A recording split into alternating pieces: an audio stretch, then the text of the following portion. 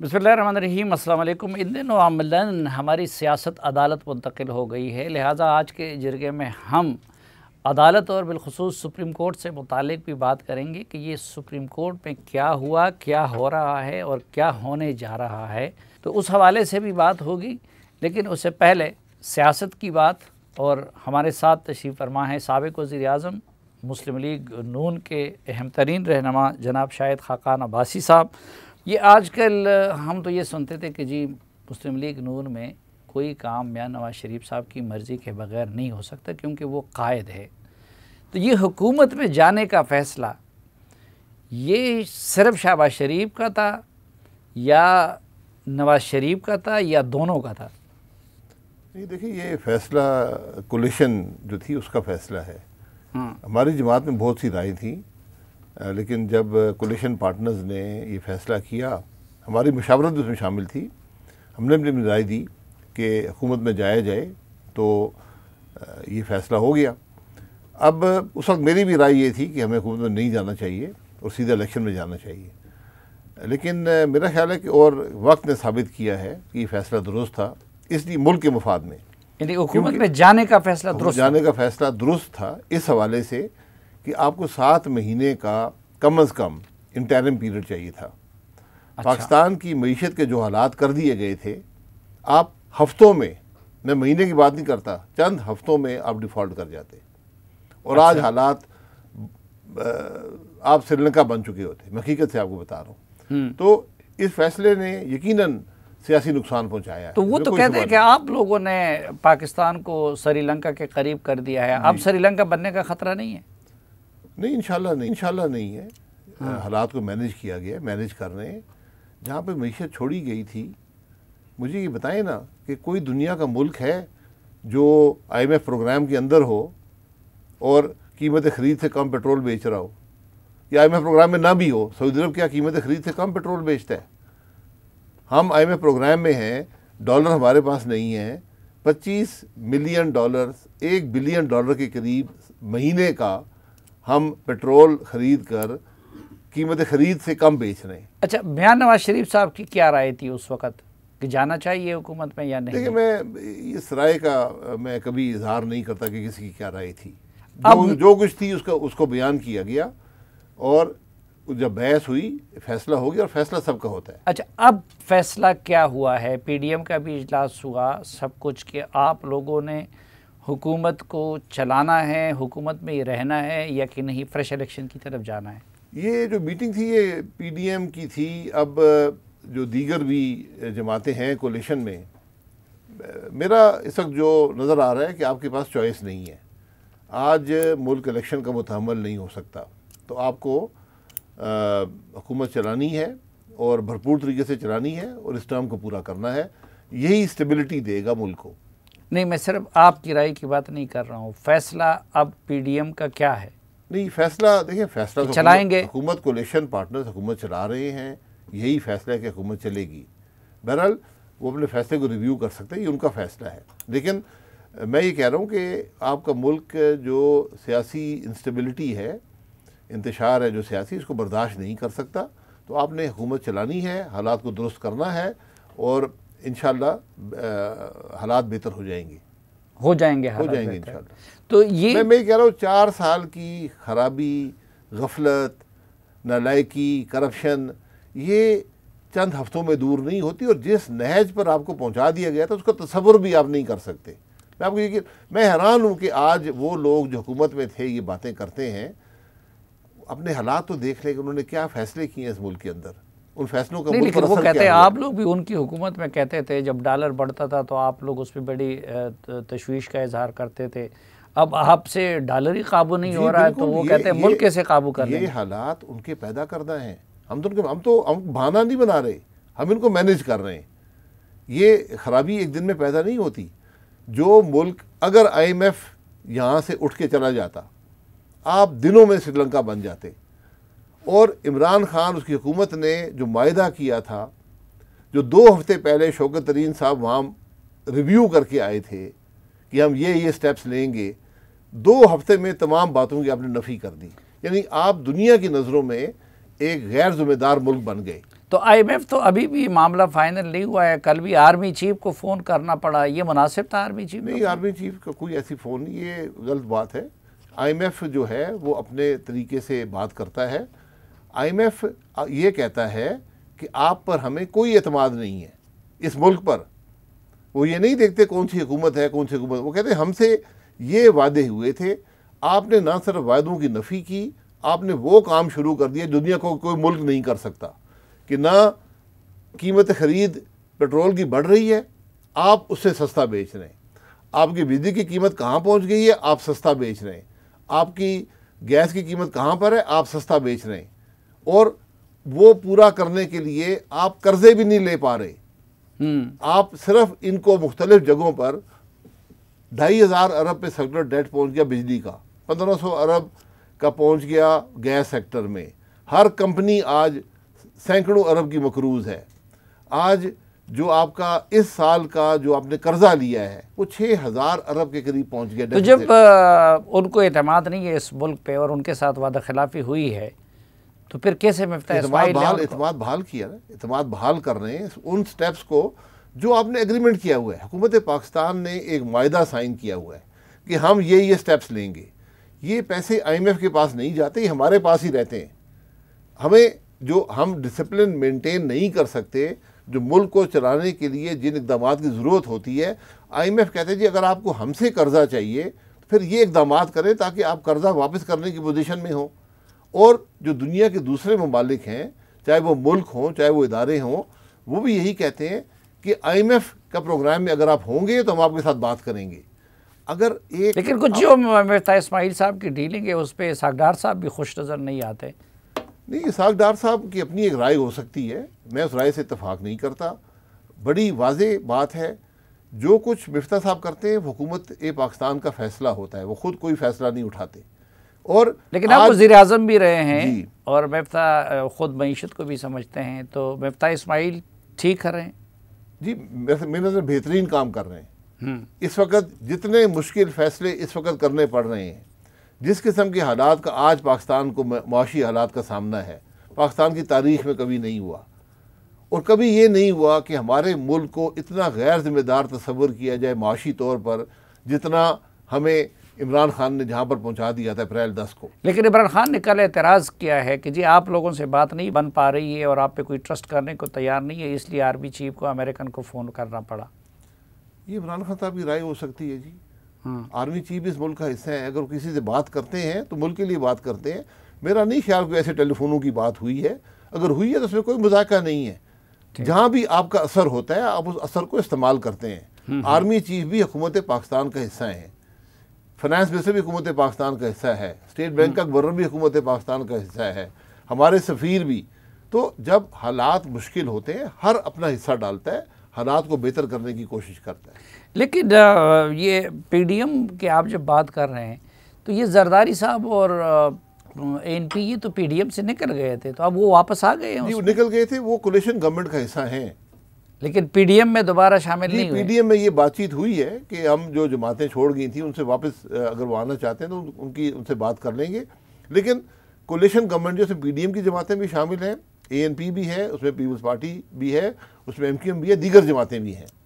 तो ये फैसला हुकूमत करने का इन जमातों का फैसला है। तो मुझे पूरी उम्मीद है कि इंशाल्लाह ये जमातें मिलकर ये जो सॉफ्ट इंटरवेंशन या नर्म मुदाखलत की एक थ्योरी कुछ दिनों से मार्केट में है और ये तासुर दिया जा रहा है कि हुकूमत पे दबाव है इस्टेब्लिशमेंट की तरफ से कि आप लोग अक्टूबर में इलेक्शन की तरफ जाए, ऐसी कोई बात है? नहीं, ऐसी कोई बात मैंने नहीं सुनी। कभी कोई सॉफ्ट इंटरवेंशन की बात करता है, कोई हार्ड इंटरवेंशन की बात करता है। ये इंटरवेंशनों ने हमें यहाँ तक पहुँचाया है। तो आज ज़रूरत इस चीज़ की है कि हम मुल्क को देखें, इंटरवेंशन छोड़ दें।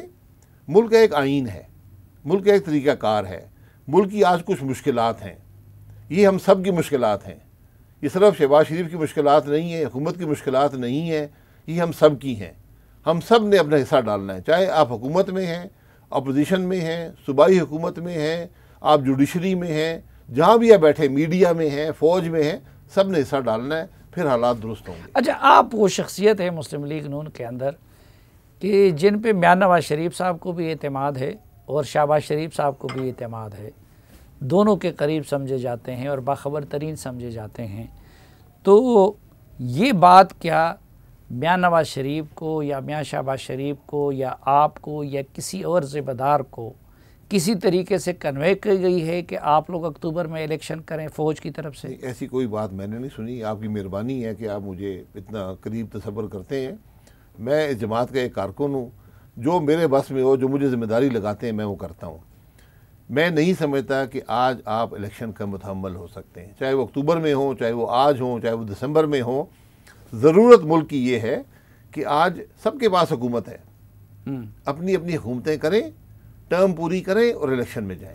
लेकिन किसी तरफ से दबाव नहीं है आप लोगों पे कि आप अर्ली इलेक्शन में जाएं, फौज की तरफ से या उसके इदारों की तरफ से? मैंने कोई दबाव न कहा किया किसी दबाव का इल्म नहीं है, ना इस दबाव की गुंजाइश है, ना इस दबाव से मुल्क का मुफाद है। अच्छा, एक दूसरा तासुर आपके पार्टी के बाज़ लोगों की तरफ से खलवतों में दिया जाता है कि हमने हुकूमत लेने की ज़िम्मेदारी इस शर्त पे कबूल की थी कि हमें ये गारंटी दी गई थी कि भाई आपको वक्त पूरा करने दिया जाएगा। तो फ़ौज की तरफ से ऐसी कोई गारंटी दी गई थी हुकूमत लेने से पहले? ना कोई ऐसी गारंटी होती है, ना दी जा सकती है और ना ली जा सकती है। जो अच्छा। बात ये लोग ये बात करते हैं उनकी बड़ी खामख्याली है। हुकूमत आपकी और आपकी कोलिशन पार्टनर्स की मरून मिन्नत है। हुकूमत का फैसला टर्म का आप करेंगे। अगर आपने छोड़ना है तो आप छोड़ सकते हैं, किसी वक्त भी छोड़ सकते हैं। इसी घंटे में ज़रा साहब असेंबली तहलील कर सकते हैं। जहाँ तक मुझे इल्म है, ये फैसला है कि आप अपनी टर्म पूरी करें और मुल्क को आगे चलाएं। ठीक, लेकिन मुझे भी प्रोड्यूसर कह रहे हैं कि आपकी टर्म एक ब्रेक की पूरी हो गई है, तो मुझे ब्रेक लेना पड़ता है एक, और उसके बाद शायद खान नवाज़ साहब से गुफ्तगू का सिलसिला आगे बढ़ाएंगे।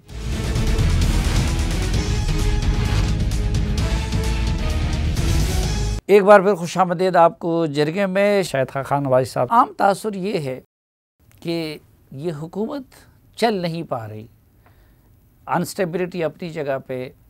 अब तो शहबाज शरीफ साहब पंजाब में हुकूमत की तब्दीली के बाद अमलन एक इस्लामाबाद के मेयर रह गए, तो जब चला नहीं सकते तो फिर ये ज़िम्मेदारी अपने गले में डाली क्यों है? देखिए, ज़िम्मेदारी गले में डालने की बात नहीं है। हम सियासत सिर्फ हुक्मरानी के लिए नहीं करते या अच्छे हालात के लिए नहीं करते, मुल्क के लिए करते हैं। सियासत का तकाजा ये था कि हम बैठे रहते अगस्त 2023 तक। इमरान खान इस मुल्क को तबाह कर चुका था, जिस हद तक मज़ीद तबाह कर देता। आप श्रीलंका बन चुके होते तो यहाँ फिर क्या रहता हुकूमत और सियासत करने के लिए। तो मैं ये समझता हूँ कि हमारी ज़िम्मेदारी थी हालात को समझते हुए कि मुल्क को हालात को दुरुस्त करने की कोशिश करें। हमने की है, हमने उसकी सियासी कीमत अदा की है और मज़ीद भी करने को तैयार हैं। हमें इस बात के कोई गर्ज नहीं है कि कल हम इलेक्शन हार जाएंगे। हमने मुश्किल फ़ैसले किए और करने पड़ेंगे, इस मुल्क के लिए, मेरी ज़ात के लिए नहीं है। नहीं, मुश्किल फैसले सिर्फ आप IMF की शराइत मानने को कहते हैं। आप लोगों से IMF की शराइत मानने को नहीं कहते। अभी तक इस हुकूमत में इतनी हिम्मत नहीं है कि वो PTI के दिए हुए मेंबरान असम्बली के इस्तीफे मंजूर कर ले। तो आप क्या मुश्किल फैसले? इस्तीफे स्पीकर करता है, हुकूमत नहीं करती। मुश्किल फैसले मुश्किल फैसले IMF के नहीं होते, आपके होते हैं। मुझे बता देना कि दुनिया में कोई मुल्क है जो पेट्रोल कीमतें खरीद से कम बेच सकता है? 200 अरब महीने का नुकसान आप कर सकते हैं। आप में एक सक्कत है इस बात की? नहीं, दुनिया का कोई मुल्क है कि जिधर एक पार्टी ने इस्तीफे दिए हों, वो उसके लीडर का इस्तीफा मंजूर नहीं किया जाता, उसके जनरल सेक्रेटरी का नहीं किया जाता, उसके बाकी लोगों का नहीं किया जाता, और उसमें 3-4 महीने बाद आप 11 लोगों को चूज़ करते हैं और उनके इस्तीफे मंजूर कर देते हैं। स्पीकर साहब नहीं थे, अब स्पीकर साहब हैं, उन्होंने मंजूर कर लिए हैं। वो अपनी कन्फर्मेशन के प्रोसेस, हमारा उससे कोई ताल्लुक नहीं है। इससे पहले भी आपको याद होगा कि 6-8 महीने PTI के इस्तीफे पड़े रहे थे। यही जमात थी जो इस्तीफे देकर गई थी। हाँ, और वापस आए थे और तनख्वाह भी लेकर वापस आए थे। तो इसलिए हो सकता है शायद वापस आना चाहे। हमने कहा तनख्वाह का इंतजार उनको चाहिए होगी तो आएंगे, तनख्वाह लेकर। नहीं तो इस दौरान उनको तनख्वाहें भी मिलती रही, लेकिन वो एक और बात करते हैं। मैं ये कह रहा हूँ जी कि एक तो जो साहब का डिप्टी स्पीकर था वो भी कहते हैं, और फवाद चौधरी भी कहते हैं कि जी हमारा डिप्टी स्पीकर कासिम सूरी कहते हैं कि मैं इस्तीफे मंजूर करवा के इलेक्शन कमीशन को भिजवा चुका हूँ। तो आप लोग आइन और अखलाकियात की बात करते हैं, तो फिर इलेक्शन कमीशन का फ़र्ज़ नहीं है कि सबको डी नोटिफाई करके इलेक्शन अनाउंस कर दीजिए? अगर इलेक्शन कमीशन ये समझता है कि उसको कानून के मुताबिक इस्तीफ़े मंजूर होकर आए हैं जो कि डिप्टी स्पीकर का इख्तियार नहीं है, और उस डिप्टी स्पीकर का जो आइन तोड़ के फैसले करे, तो उसका इख्तियार ये नहीं है। अगर वो समझते कि इख्तियार है तो नोटिफाई कर दें, बात ख़त्म हो जाएगी। ये फैसले स्पीकर के हैं और इलेक्शन कमीशन के हैं।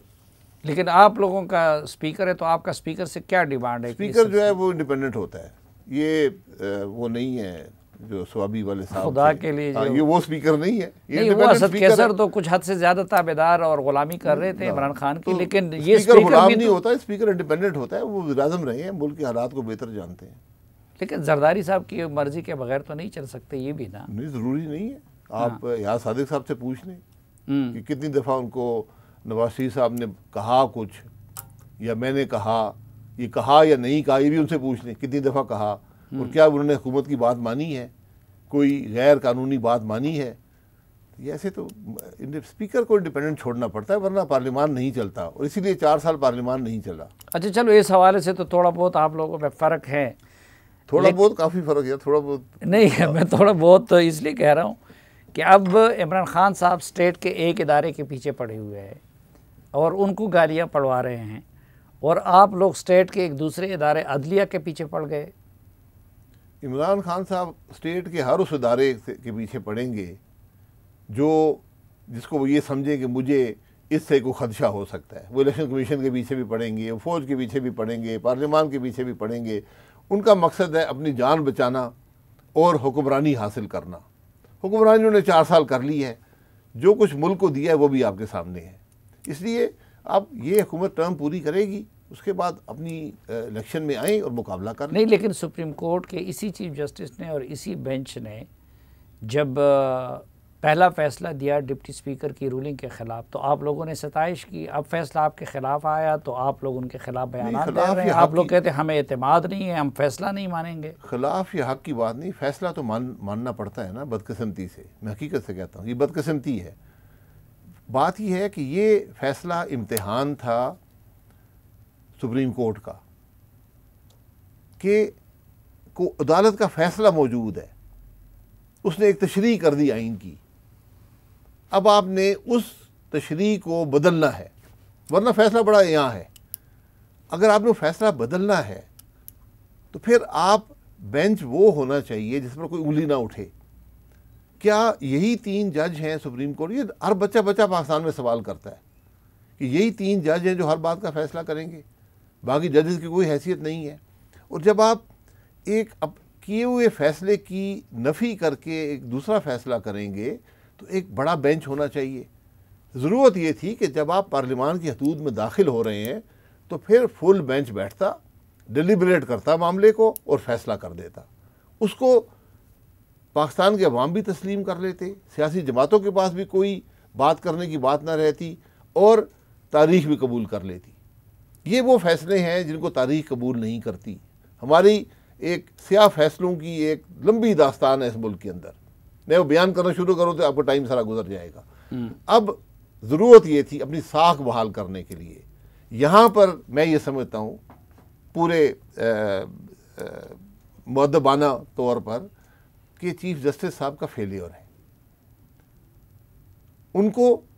उनका काम था सुप्रीम कोर्ट की साख बहाल करना और उस साख को बहाल रखना।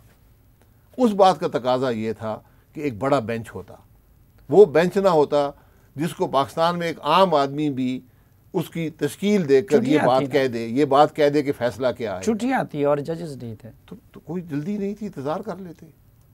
यहाँ पर कासिम सूरी साहब जो नाम आपने अभी लिया है, 3.5 साल से केस पड़ा हुआ है, 40,000 जाली वोट से इलेक्ट हुए हैं। लेकिन वो तो एक फ़र्द था, ये तो एक सूबे की फ़र्द की बात नहीं, ये बात वही है। सुबह वही है ना, सुबह पहले भी वही था, चीफ जस्टिस थे आपके लिए, रात को अदालत खोली थी, तो अब उन्होंने उस हवाले से भी तो जल्दी फैसला जस्टिस ने खोली थी जब उनके सामने इस मुल्क के सदर, वज़ीर-ए-आज़म, स्पीकर, डिप्टी स्पीकर, वज़ीर कानून ने मिलकर साजिश करके इस मुल्क में आइन तोड़ा था। ये तो उनकी मेहरबानी है कि उन्होंने उन पर वो इल्ज़ाम नहीं लगाया। उन सब पे तो आइन तोड़ने का इल्ज़ाम लगता है। और जब आप वाज़े तौर पर आइन की नफ़ी कर दें। आइन कहता है इलेक्शन में आप लेकिन उधर भी वो कहते हैं कि डिप्टी स्पीकर पंजाब असम्बली ने हमारे रूलिंग की गलत तशरीह की और शाहबाज को, तो इसलिए हमें फ़ौरन फैसला ये उनकी राय है। वही फैसला कि क्या पार्टी सदर की बात मानी जाए या पार्लियामानी लीडर की मानी जाए, ये फैसला था। एक फैसला था कि सदर ही सारी हैसियत रखता है, और ये हकीकत है कि सदर ही रखता है, क्योंकि ठीक वो जो है पार्लियामानी लीडर वही अपॉइंट करता है। अब आपने उसकी नफ़ी कर दी कि नहीं, सदर की हैसियत नहीं है। दूसरी बात ये थी कि आइन की शिकें बड़ी वाज़ेह हैं कि कब आप इतलाक होता है डी सीटिंग का और इन सब बातों का। बहुत शुक्रिया जनाब शाहिद खाकान अब्बासी साहब। नाज़रीन, मामला अदालत और सुप्रीम कोर्ट की तरफ चला गया, तो एक मुख्तसर सी ब्रेक के बाद हम अदालत का जिक्र करेंगे और सुप्रीम कोर्ट को कवर करने वाले सालों से दो मोतबर तरीन जर्नलिस्ट हमारे साथ होंगे और हम उनसे जानेंगे कि ये सुप्रीम कोर्ट में क्या हुआ, क्या हो रहा है और क्या होने जा रहा है। हमारे साथ रहिए।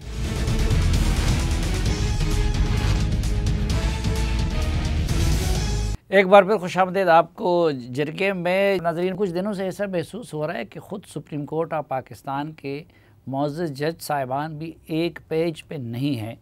तो सुप्रीम कोर्ट के अंदर क़ज़िया क्या है, क्या हुआ, क्या हो रहा है, क्या होने जा रहा है। हमारे साथ मौजूद है एक्सप्रेस ट्रिब्यून के नुमाइंदे हैं और अदालती मामलात को सालों से कवर करते हैं, उसकी नज़ाकतों को भी समझते और जानते हैं हसनात मलिक साहब, और किसी तारुफ के मोहताज नहीं है जनाब अब्दुल क़य्यूम सिद्दीकी साहब।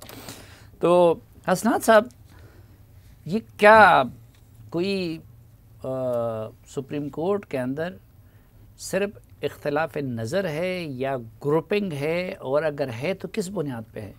जी शुक्रिया साफ़ी साहब। मेरा ख्याल है ग्रुपिंग तो है। अगर आप देखें former chief justice Iftikhar Chaudhry का दौर, तो वहाँ एक ही माइंड सेट के जजेस थे, तो कोई इख्तलाफ भी नहीं होता था, डिसेंटिंग नोट भी नहीं आते थे, जो इफ्तिखार चौधरी साहब फैसला करते थे वही हो जाता था। साकिब निसार साहब का जब टाइम आया तो वहाँ भी यही इख्तलाफ होते थे, लेकिन वो बड़ी स्मार्टली उन्होंने बेंचेस बनाते थे, अपने लाइक माइंडेड का बेंच बनाया, 5-6 जजेस को उन्हीं को केसेस हाई प्रोफाइल में बिठा के फैसले किए। तो उसका ये हुआ कि इतना ज़्यादा चीज़ें एक्सपोज नहीं हुई। लेकिन with the passage of time justice Qazi Faez Isa का ख़िलाफ़ रेफरेंस आया, उसके बाद हमने देखा कि सुप्रीम कोर्ट में बड़ी वाज़ेह दो एक लाइन आपके नज़रियाती बुनियादों पे डिवाइड है सुप्रीम कोर्ट में जजेस की। अब अच्छा, ये हुकूमत जो इल्ज़ाम लगा रही है क़य्यूम सिद्दीकी साहब, इसमें कितना वज़न है? देखें, हुकूमत का इल्ज़ाम क्या है, पहले तो ये देखना होगा ना। हुकूमत का इल्ज़ाम है कि एक ही सेट ऑफ जजेस जो हैं वो बहुत सारे मुख्तलिफ केसेस के अंदर मौजूद होते हैं। लाइक माइंडेड का जैसे एक चल रहा है कि हम ख्याल जज साहिबान जो हैं।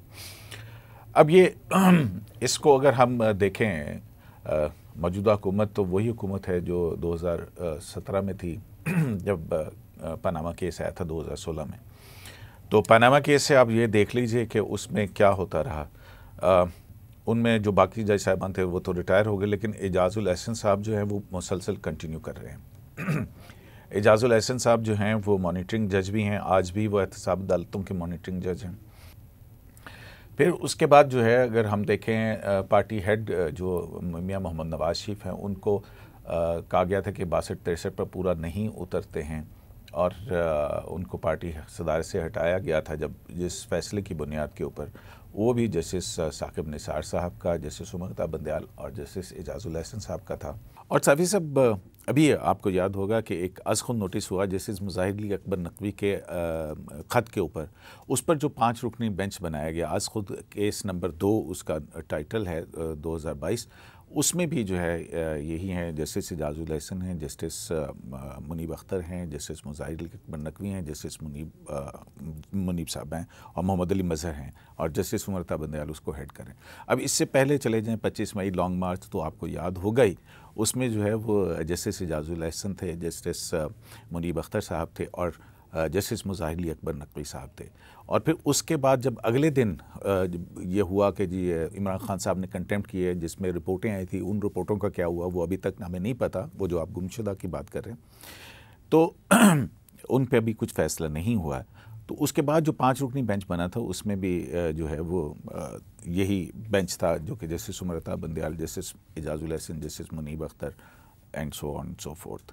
उसके बाद जो है वो आ जाइए, बहुत सारे ऐसे मुकदमात हैं जिनके अंदर हम देखते हैं कि 184(3) के तहत जो भी केसेस हुए थे, जो साकिब निसार साहब देख रहे थे, वो सारे के सारे केसेस जो हैं मेजॉरिटी जो है वो एजाजुल एहसन साहब के पास जो है वो अब वो उनको समाअत करते हैं। तो फिर उसमें जो है हम देखते हैं कि अभी जो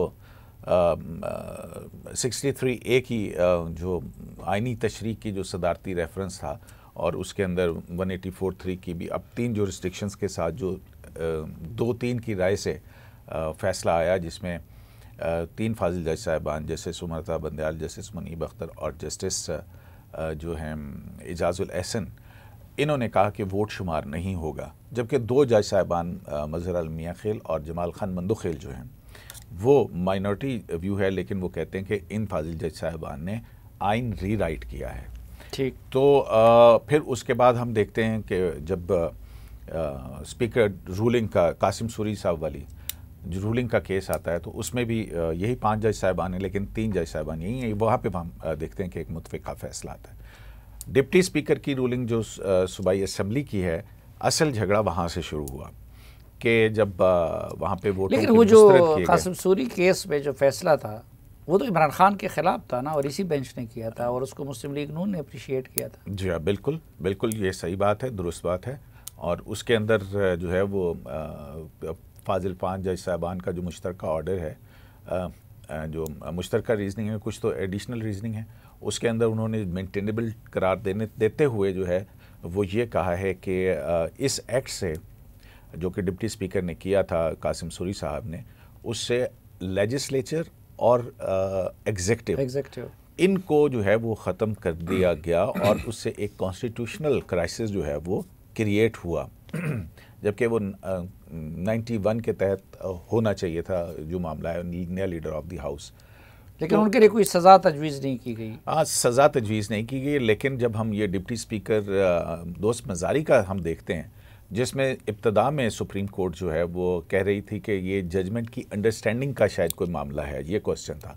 लेकिन जब मामला हुआ और उन्होंने फुल कोर्ट बनाने की इस्तदा की, तो उस इस्तदा के बाद जो है मामला तब्दील हुए, और हमने ये पहली मरतबा देखा कि जब फुल कोर्ट के इस्तदा मुस्तद होने के बाद जो रिस्पोंडेंट्स थे वो अदालती कार्रवाई का हिस्सा नहीं रहे, तो अली ज़फ़र जो कि परवेज़ इलाही साहब के भी वकील थे, वही जो हैं परवेज़ इलाही साहब का भी केस लड़ रहे थे, और उनकी प्लीडिंग्स जो हैं वो भी अली ज़फ़र साहब ही जो रिस्पोंडेंट्स की थी वो पढ़ रहे थे, जो उन्होंने तहरीरी स्टेटमेंट दी थी, और उसी पर अदालत लेकिन हसनात, क्या फुल कोर्ट बनना मुमकिन था उस वक़्त जब जजेस छुट्टी पे थे?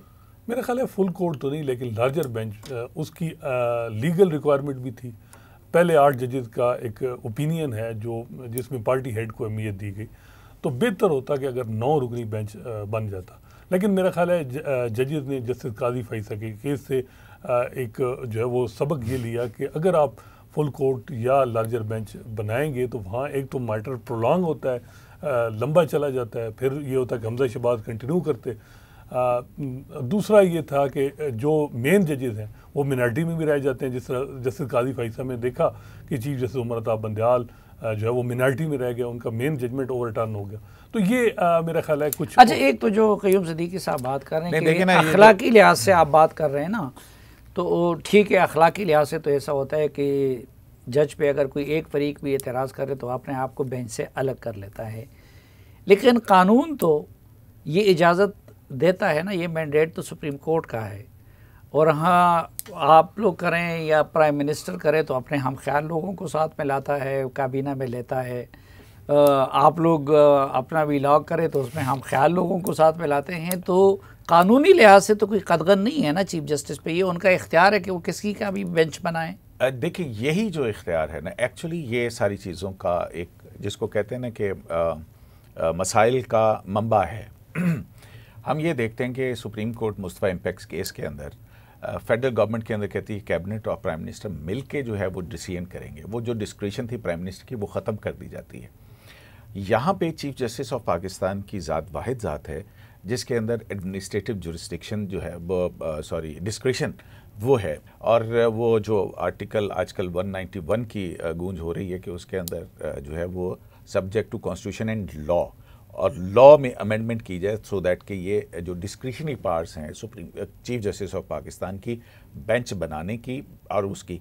अब ये देखें कि जस्टिस आसिफ सईद खोसा के लास्ट टेन्योर के अंदर जब ये आर्मी चीफ वाला केस चल रहा था उसके बाद एक उस वक्त भी ये बात हो रही थी कि सीनियर मोस्ट जजेस पर मुश्तमिल एक बेंच हो जो कि कॉन्स्टिट्यूशनल केसेस सुने, और उसमें फिर 5 रुकनी बेंच का जो है वो बनाया गया था। और आसिफ खोसा साहब जो हैं उन्होंने ज़ाहिर है जब ये बात हुई थी फिर उसके बाद 184(3) के अंदर कि भी उसका क्या तरीक़ाकार हो, उसमें जो जज साहिबान लें वो जज साहिबान ना बैठें बल्कि एक जो है वो जूनियर बेंच बैठे, उसको सुने, उसका जो फैसला आए तो उसके ख़िलाफ़ एक अपील के अंदर जो है वो लार्जर बेंच उसको सुने।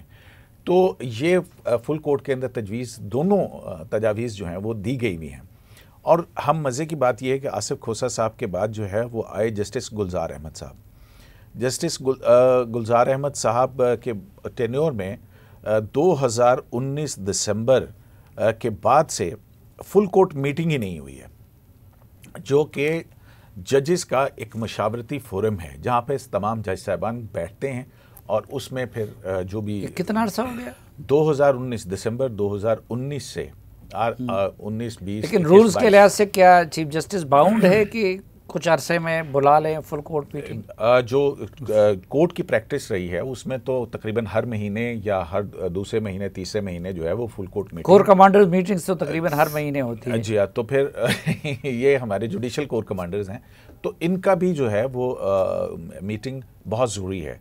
लेकिन बहुत सारे इश्यूज़ आते हैं। अब यहाँ पे जो है मेरी एक मरतबा जस्टिस अजमत सईद शेख साहब से बात हो रही थी जब रिटायर हो गए वो, और एक मामला था उसके ऊपर बेंच की कॉन्स्टिट्यूशन के हवाले से बात हो रही थी। तो मैंने उनसे पूछा कि सर इसमें क्या होगा, तो उन्होंने कहा कि देखो जो सबसे बड़ा कमाल है ना वो यही होता है कि बेंच आप कौन और कैसा बनाते हैं। अच्छा। सो बेंच की तश्कील जो है दैट इज़ वेरी इंपॉर्टेंट। अब ये देखें हम कि अभी जो इमरान खान साहब की ने चैलेंज किया नैब तरामीम को सुप्रीम कोर्ट ऑफ पाकिस्तान में, इसमें हमें भी वाज़े तौर पर नज़र आ रहा है कि जस्टिस सुमता बंदयाल और जस्टिस इजाजुल एहसन जो हैं उनका थोड़ा सा मौक़िफ़ है, लेकिन वहाँ पर जस्टिस मंसूर अली शाह जो हैं वो उसको जब कानून और उसमें जो उनके रिमार्क्स आते हैं तो उनको थोड़ा पीछे जाना पड़ता है। तो एक जहाँ एक ये बात है कि सीनियर मोस्ट जजेस जो हैं वो ना मशावरती अमल के अंदर शामिल हैं, ये दोनों मुअज़्ज़ज़ जज साहिबान शामिल हैं, ये दोनों जज साहिबान शामिल हैं। ये मैं ये बता रहा था कि जो एक अच्छा, नया मसला है जो दुनिया बात है, एक तो ये है कि कौन सा मुकदमा कब समाअत के लिए मुकर्रर होगा, इस वाले से कोई पॉलिसी हमें बज़ाहिर नज़र नहीं आती है। तो इसकी वजह से एक नई थ्योरी आ गई जिसके अंदर गुमशुदा मुकदमात जो हैं वो आए। ठीक है, बहुत सारे मुकदमात हैं जो गुमशुदा हैं जो सुप्रीम कोर्ट के रिकॉर्ड रूम के अंदर पड़े हैं, लेकिन वो मसलन तवील अरसे से नहीं लगे। मसलन जनरल परवेज़ मुशर्रफ का केस, मसलन जो सिविल लिबर्टी से मुतल्लिक है इंटरनमेंट सेंटर्स का केस, फाटा वाला केस, और इसी तरह से जो है वो और भी बहुत सारे हैं, एक कॉन्स्टिट्यूशन अमेंडमेंट का। अच्छा, लेकिन एक मसला ये भी है कि अब तो जजेस की तादाद भी पूरी नहीं है और जजेस के पास वक्त की इतनी किल्लत है कि कासिम सूरी साहब का जो स्टे आर्डर है उसकी समाअत जो है वो तकरीबन 3 साल में नहीं कर सके।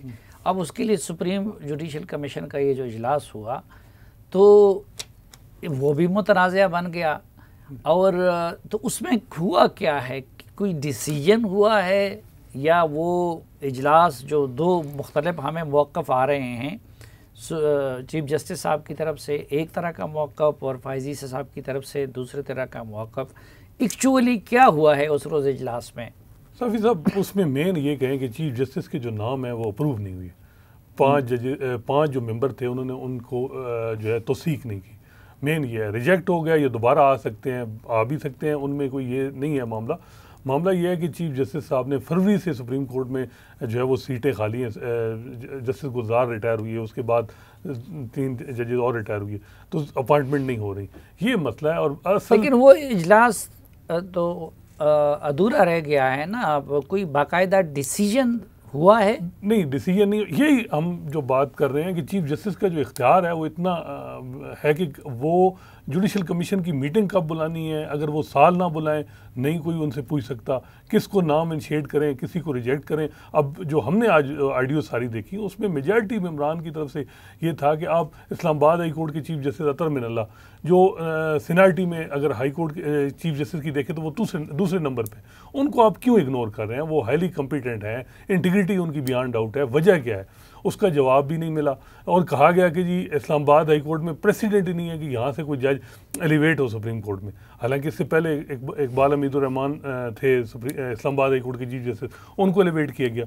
इसी तरह सिंध हाई कोर्ट के जो 3 सीनियर जजेस हैं उनका कंपैरिजन किया गया केसेस का डेटा, तो वो भी हर लिहाज से देखा जाए उनकी कॉम्पिटेंसी भी उन्हीं के बराबर या ज़्यादा अच्छी थी, तो उन जजेस को भी इग्नोर किया गया। कोशिश यही होनी चाहिए कि जो है वो कंसेंसस इवाल्व करें। अगर आप इस्लामाबाद हाई कोर्ट के चीफ जस्टिस अतर मिनल्ला को ड्रॉप कर रहे हैं तो वजह तो होनी चाहिए, रीज़न होनी चाहिए। अगर ये है कि जी उन्होंने जजेस के प्लाट के मामले कैंसिल किए या और कोई केसेस ऐसे किए, तो मेरा ख्याल है ये कोई मुनासिब नहीं है, कोई वैलिड रीज़न होनी चाहिए। यही बात आज हुई कि आप वैलिड रीज़न दें कि क्यों आप इग्नोर कर रहे हैं। अच्छा, पहले तो बाहर से तनकीद होती थी कुछ दबे अल्फाजों में, अब तो कुल के पीडीएम ने और इस तरह की जमातों ने तनकीद शुरू कर दी है। फिर ये भी बड़ी अफसोसनाक सूरत हाल है कि जजेस एक दूसरे को ख़तूत लिख के और बिल्कुल अपोजिट मौक़िफ़ और इसी तरह का डिस्कशन जो है वो मजबूरन सामने लानी पड़ी, जो अभी हमने देखी है। आपको ये मामला किस तरफ जाता हुआ नज़र आ रहा है, हल की तरफ या कि खुदा न खास्ता मज़ीद बिगाड़ की तरफ? देखें, अगर हम देखें सुप्रीम कोर्ट की तारीख के अंदर तो हमने ये भी देखा है कि सुप्रीम कोर्ट में 2 कॉज लिस्टें लगी थी एक मतलब, यानी 2 कॉज लिस्टें लगने का मतलब ये होता है कि 2 सुप्रीम कोर्ट एग्जिस्ट कर रही। जजेस की आपस की बाहमी जो ताल्लुकात हैं वो शायद बहुत ज़्यादा इफ़ेक्ट करते हैं चीज़ों के ऊपर, लेकिन अब जो सूरत हाल बनी है ये एक बहुत ही अनप्रेसिडेंटेड है। जहाँ ये सूरत हाल अनप्रेसिडेंटेड है, मेरा ख्याल है कि इस इख्तिलाफ से, मैं इसको कुछ और नहीं कहूँगा, जो 2 मुख्तलिफ नुक्ता नज़र हैं सुप्रीम कोर्ट ऑफ पाकिस्तान के अंदर मुख्तलिफ जजेस के हवाले से, तो उसकी वजह से एक ट्रांसपेरेंसी की तरफ हम जा रहे हैं। ये बहुत अच्छा बात हुई है। देखें, जैसे काजी फईसा का केस आया, उसका आउटकम जो भी हुआ, लेकिन उसमें एक चीज़ आई कि जो 184(3) के तहत पब्लिक इम्पोर्टेंस के केसेस हैं उनको लाइव दिखाया जाए या उनको रिकॉर्ड किया जाए। वो उस पर 6-4 से जो है वो एक जजमेंट आई और आने के बाद वो मामला फुल कोर्ट को भिजवा दिया गया। फुल कोर्ट नहीं हो रहा, ये भी देखिए आप। अगर फुल कोर्ट हो तो शायद जजेस को एक दूसरे को ख़त लिखने ना पड़े, क्योंकि 2 बड़ी रिकॉर्ड के ऊपर आती हैं। अब ये जो मौजूदा जो इख्तलाफ हुआ है, इसमें आप ये देखिए कि जो सुप्रीम कोर्ट की प्रेस रिलीज़ है उसमें कहा जाता है कि 3 फाजिल जज साहिबान, जिसमें जस्टिस एजाजुल एहसन हैं, जस्टिस सज्जाद अली शाह हैं और जस्टिस सरमद जलाल उस्मानी रिटायर्ड जो जज हैं, उन्होंने डेफर किया। मैंने पूरी जो है वो ऑडियो सुनी है, उसके अंदर उन्होंने तीनों ने ये लफ्ज़ इस्तेमाल नहीं किया है। ये लफ्ज़ इस्तेमाल हुआ है अटॉर्नी जनरल ने, जिनकी वजह से कंट्रोवर्सी क्रिएट हो रही है, और जो प्रेस रिलीज़ आई उसके अंदर ये नाम लिखे गए, तो इन लोगों ने तो नहीं किया है। फिर एक मौके के ऊपर अगर आप उस ऑडियो को सुने, उसके अंदर बहुत एक दिलचस्प मुकालमा है, जब जजेस की इनफाइट नहीं कहूँगा, बाहमी तौर पे आर्गूमेंट्स हो रहे हैं। तो एक मौके पर जैसे सज्जाद अली शाह जो हैं वो कहते हैं, देखें जी देखें, क्योंकि फिलपोटो साहब जो हैं वो उनको रिजेक्ट हो गए थे, और उनके हवाले से जस्टिस सरदार तारिक मसूद साहब जो उन्होंने काफ़ी ऑफेंसिव लाइन ली थी उनकी इंटेग्रिटी के हवाले से, उनकी कॉम्पिटेंस के हवाले से। तो जैसे सज्जाद अली शाह जो है वो वहाँ पे कहते हैं कि देखें जी, मैं उनके साथ 6 साल मैंने बेंच किया है, ही हैज़ ए इम्पैकेबल जो है वो इंटेग्रिटी है उनकी। और फिर वो कहते हैं कि फिर आप जो है ना उनको इस तरह से, उस पर भी काफ़ी एक्सचेंज ऑफ वर्ड्स होता है। तो उसके बाद जो है वो जैसे सज्जाद अली शाह कहते हैं, देखें जी 4-4 से बात हुई है, 4-4 से, और इसका मतलब कि ये तो टाई हो गया ना। अब ये रिकॉर्डेड है, लेकिन सुप्रीम कोर्ट की प्रेस रिलीज मुसलसल ये कह रही है कि पहले एक कुछ और आती है, फिर उसके बाद अटॉर्नी जनरल फॉर पाकिस्तान के ऊपर डाल दी जाती है। अटॉर्नी जनरल पाकिस्तान के अगर उसको उस पूरे सियाक़ो सबाक़ के अंदर देखें तो वो उनकी हिमायत नहीं कर रहे हैं। वो कह रहे हैं कि ये जजेस के क्राइटेरिया और जो रूल्स अमेंड करने के बाद इस मामले को सारे को देखा जाए। अच्छा, तो ये जो जो रूल्स अमेंड करने की बात की जा रही है, क्या कानून में तब्दीली लाई जा सकती है या लानी चाहिए? क्या रूल्स में लानी चाहिए कि इस तरह की सूरत हाल पैदा ना हो? आप क्या सजेस्ट करते हैं? रूल्स तो अमेंडमेंट होनी चाहिए। अब 2010 से बाहर का मुतालबा है कि जी रूल्स अमेंड किए। 1980 अब रूल्स जो भी बने हैं उसमें चीफ जस्टिस को ही इख्तियार है कि जुडिशल कमीशन के जो भी रूल्स में वो रिलैक्स भी कर सकता है, वो बना भी सकता है, दूसरे मेंबरान को उससे कोई तल्लक नहीं। इसमें माजरत के साथ former chief justice Iftikhar Chaudhry भी, उनको भी जिम्मेदारी, उन्होंने भी अपने आप को एम्पावर करने ऐसे रूल्स बनाए ताकि सारी पावर अपने पास रखी और जुडिशल कमीशन को कुछ नहीं दिया। अब ये जिस तरह देखें ऑडियो जो है वो पब्लिक हुई, इसमें चीफ जस्टिस ने ओनली अपना उन्होंने डिस्क्रिशन इस्तेमाल करके उसको पब्लिक कर दिया। जुडिशल कमीशन में ये मामला रखा ही नहीं, क्योंकि रूल उन्हें अलाउ करता है कि चीफ जस्टिस जो मर्जी करे। अब ये होना चाहिए, जिस तरह नेशनल असम्बली का इजलास नहीं होता तो कम अज़ कम कुछ पार्लियामेंटेरियन जो है वो भेजते हैं रिक्वेस्ट, तो वो हो जाता है। यहाँ भी कम अज़ कम ये हो। अब ये है कि जब तक चीफ जस्टिस देखता है कि जी मेरी मेजॉरिटी आ गई है, 5 मेंबर मेरे आ गए हैं जुडिशल कमीशन में, तब वो इजलास बुलाएगा। अगर वो मिनॉरिटी में है तो वो नहीं बुलाएगा। अब यही सूरत हाल है कि सिजाद अली शाह जो हैं वो रिटायर हो रहे हैं 14 अगस्त को। उनके बाद जस्टिस मंसूर अली शाह आएंगे तो फिर और मिनॉरिटी में चीफ जस्टिस चले जाएंगे। तो अगर ये हुकूमत रहती है, ये जो सूरत हाल रहती है, तो मेरा ख्याल है कि ये अब बड़ा। अच्छा, हुकूमत को क्या करना चाहिए? आप क्या सजेस्ट करते हैं कि ताकि जजेस की तकर्री भी फेवरेटिज़म की बुनियाद पे ना हो, मेरिट पे हो, ये तनाज़ात भी ना हो, कानून साजी क्या होनी चाहिए, रूल्स में क्या तरमीम होनी चाहिए? देखिए, एक जो हर्डल है ना वो ये है कि जो रूल्स की बात हो रही है ना, ये 19th अमेंडमेंट आई थी। 18th अमेंडमेंट में ये 175A चैलेंज हुआ था। उसके बाद जो ये जिस मुकदमे का हवाला दे रहे हैं इफ्तिखार चौधरी साहब के हवाले से, कि उस वक्त सूरत हाल ये थी कि पीपल्स पार्टी के 29 अरकान जो थे वो उनकी किस्मत का, उस वक्त के वज़ीर ख़जाना हफीज़ शेख जो हैं उनकी किस्मत भी लटक रही थी सारी उसमें। तो फिर यूसुफ रज़ा गिलानी साहब was the prime minister at that time, जिनको बाद में नाअहल करार दे दिया गया था कंटेम्प्ट ऑफ कोर्ट के ऊपर। तो उनको जो है वो पार्लियामेंट को ये रिकमेंड किया गया, क्योंकि ये आ रहा था कि जुडिशरी का पॉइंट ऑफ व्यू नहीं लिया गया इस अमेंडमेंट के हवाले से। तो वो जब सिफारिशात भिजवाई गई तो उसके अंदर ही रूल्स भी थे, तो वो कॉन्स्टिट्यूशनल अमेंडमेंट आ गई। ठीक हो गया। तो एक और बड़ी चीज़ जो हो गई, क्योंकि ये रूल्स के हवाले से कि किसको जज नामजद करने का इख्तियार होना चाहिए, आया जुडिशल कमीशन के तमाम अरकान को होना चाहिए, और क्या सिर्फ एक असामी के अगेंस्ट एक ही शख्स हो, या एक असामी के अगेंस्ट 4 लोग हों, 5 लोग हों, जिनके अंदर कंपटीशन हो और कॉम्पिटेंस की बुनियाद के ऊपर जिसकी परफॉर्मेंस से हो। मेरे प्रोड्यूसर की रूलिंग आप बार बार आ रही है कि वक्त ख़त्म हुआ है, तो बस एक छोटी सी बात करके कि जो मौजूदा तनाज़ा जो जुडिशल कमीशन जजेस की 5 जजेस की 1/3 ऑफ द सुप्रीम कोर्ट आप पैक करने जा रहे हैं, इसके ऊपर पैकिंग ऑफ कोर्ट्स को का जज कहते हैं, ये इस पे बहुत बड़ा इख्तलाफ है। अचानक से जब जज साहिबान जो हैं वो छुट्टियों पे जाते हैं, उस दौरान में 3 जुडिशल कमीशन की मीटिंग्स बुलाना, ये इटसेल्फ एक बहुत बड़ा सवाल है। बहुत बड़ा सवाल है, और ये सवाल हम कौम के सामने रखते हैं। जनाब हसनात मलिक साहब और जनाब ज़ुल क़य्यूम सिद्दीकी साहब, हमें वक्त देने का बहुत शुक्रिया। इस दुआ के साथ कि इस मुल्क में हकीकी मानों में अदल व इंसाफ का निज़ाम कायम हो, आज के जरिए से इजाज़त चाहता हूँ। अल्लाह हाफ़िज़।